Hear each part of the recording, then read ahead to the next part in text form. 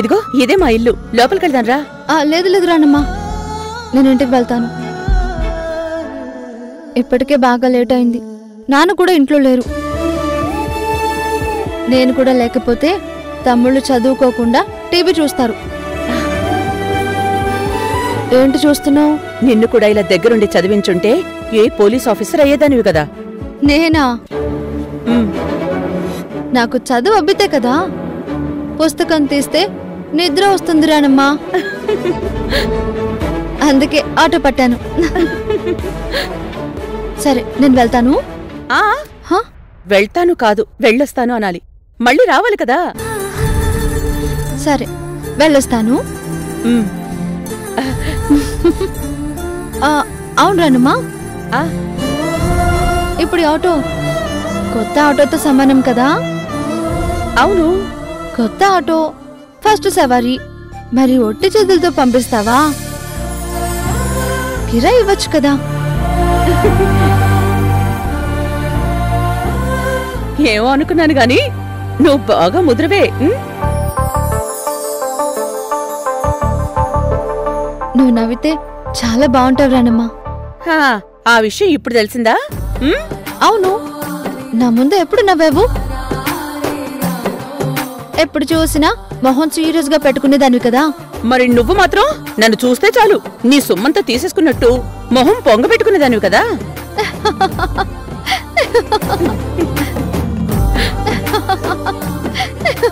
నువ్విలా నవ్వితే అందంగా ఉంటావు. నిన్ను చూస్తుంటే ఒకప్పుడు నన్ను నేను చూసుకున్నట్టుంది. నీకే కష్టం వచ్చినా ముఖంలో నవ్వు మాత్రం చెదరనివ్వకు. ఇదిగో. Thank you.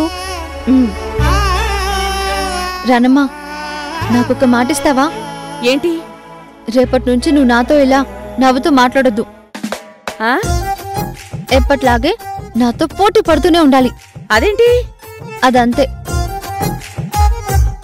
నీతో పోటీ పడుతూ ఉంటే నాకు సరదాగా ఉంటుంది. సరేలే, అలాగే. నువ్వు జాగ్రత్తగా వెళ్ళరా.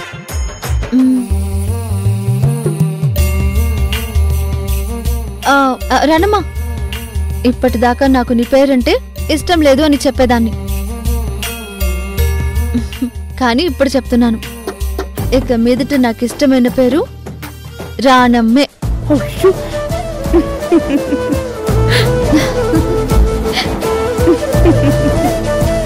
సరే నేను వెళ్ళొస్తాను. సరే, జాగ్రత్తగా వెళ్ళరా. వెళ్ళు. బాయ్, జాగ్రత్త. బాయ్ రానమ్మా.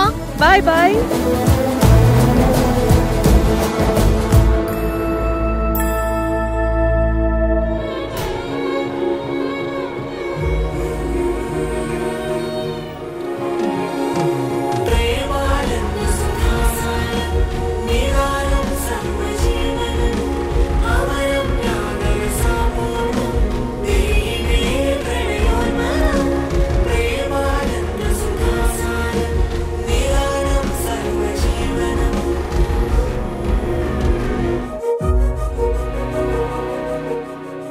దేవుణ్ణి చూసావా? చూశాను. ఇప్పుడు హ్యాపీనా? చాలా హ్యాపీ అంకుల్.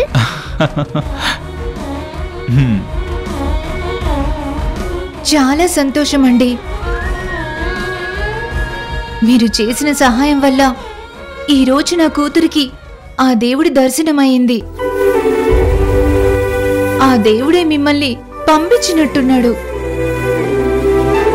పాపనెత్తుకోవడం కూడా ఒక సహాయమేనా? పాపకి దేవుణ్ణి చూపించడం కూడా ఆ దేవుడికి సేవ చేసినట్టేనండి. గుళ్ళో ఇంతమంది ఉన్నారు, అందరూ నా పరిస్థితి చూశారు. ఒక్కరైనా మీలా ముందుకొచ్చి సహాయం చేయలేదు చూడండి. దేనికైనా మంచి మనసుండాలి.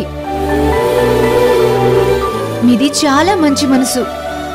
ఆ దేవుడు మీకు మంచి చేయాలి. అంకుల్, మీరొక్కరే వచ్చారా? మీతో పాటు ఆంటీ రాలేదా? లేదమ్మా, ఈ ఆంటీ నా లైఫ్లోకి రావాలని దేవుణ్ణి మొక్కుకుందామని వచ్చాను. All the best uncle. Thank you. Thank you.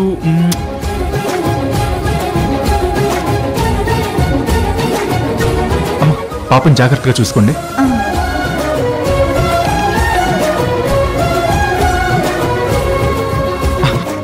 అరే, మీరు కూడా ఈ గుడికి వచ్చారా? నిజం చెప్పండి, నేను ఈ గుడికి వస్తున్నానని మీకు ముందే తెలుసు కదా? నాకెలా తెలుస్తుంది? నన్ను ఫాలో అవుతున్నానని చెప్పారు కదా, ఇక్కడ కూడా నన్ను ఫాలో అయ్యే వచ్చారు కదా? లేదు. లేదా? నిజంగానా? నిజమేనండి. అంతకు ముందంటే మచ్చ కోసం ఫాలో అయ్యేవాణ్ణి. ఏంటి? అదే 5 లక్షల కోసం ఫాలో అయ్యేవాణ్ణి.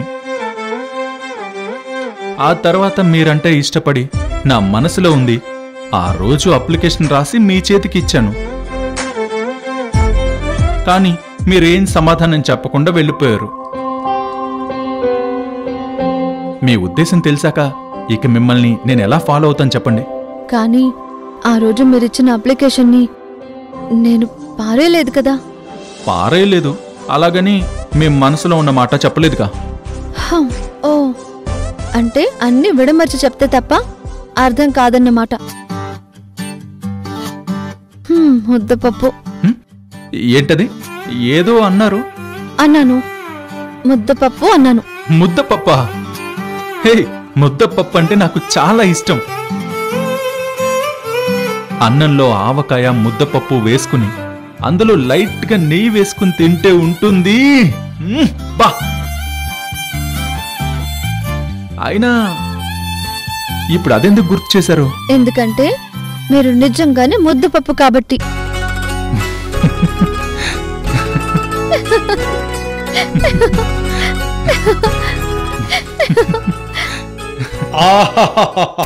అద్భుతమైన జంట, చూడముచ్చటగా ఉన్నారు. ఆ దేవుడు మిమ్మల్ని ఆశీర్వదించాడు. మీ ఇద్దరూ పెళ్లి చేసుకుని ఇలాగే చక్కగా 10 కాలాల పాటు సంతోషంగా ఉండండి.